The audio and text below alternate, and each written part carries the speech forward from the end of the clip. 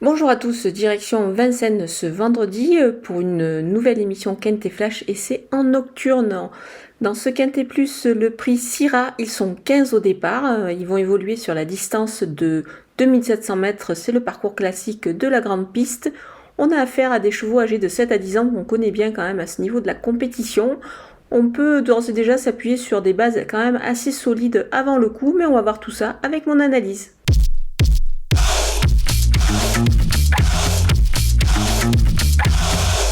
On attaque avec mes bases et le numéro 14, 55 Bond, jugé sur sa victoire pour son retour à Vincennes. Il s'annonce vraiment difficile à battre avant le coup ici. C'est vraiment un super cheval, il bénéficie d'un très bel engagement. Je pense que tous les feux sont au vert pour qu'il passe le poteau en tête. Le numéro 15, Esperanzo, longtemps absent, il avait besoin de courir lors de ses sorties précédentes. Là, je pense qu'il arrive vraiment à son top et surtout, il va bénéficier d'un superbe engagement. Il est déféré des 4, on peut dire que ça sent un petit peu la course visée. Le numéro 8, Flamme Vive, elle vient de subir la loi de Pharrell Seven, qui n'est pas n'importe qui. Et justement, elle va retrouver l'entraîneur de Pharrell Seven à son sulky, c'est-à-dire Jean-Michel Bazir. Donc ça s'annonce plutôt bien pour elle, on va la retenir évidemment très haut. On poursuit avec les opposants et le numéro 2, Fée de Rancheval, qui enchaîne les victoires ces derniers temps. Elle est vraiment irréprochable. Éric Raffin est au sulky, je pense qu'elle est sur la bonne voie pour poursuivre sa belle série et pourquoi pas réaliser encore une belle performance ici. Le numéro 9, Follow Buissonnet, régulier, il découvre des conditions plutôt intéressantes au départ de cette épreuve et surtout il est pieds nus. Le numéro 3, Face Domino, il a encore déféré des 4 pieds, je pense qu'il faut le racheter sur sa récente performance, il faut le juger plutôt sur ce qu'il a fait de mieux. Le numéro 5, Diego du Canter, c'était pas mal du tout récemment. Il a un bon chrono sur ce genre de distance, c'est-à-dire les 2700 mètres qu'il va retrouver ici.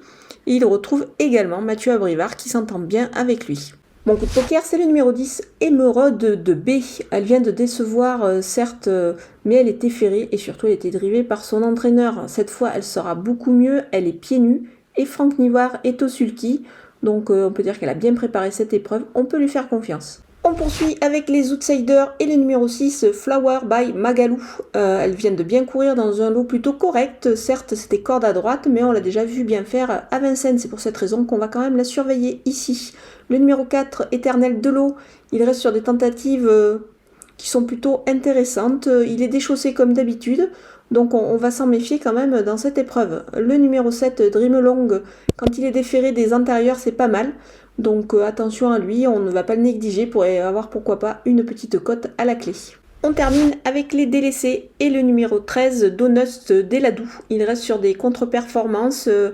Alors certes, il est pieds nus cette fois, mais moi je pense que ça s'annonce quand même compliqué avant le coup.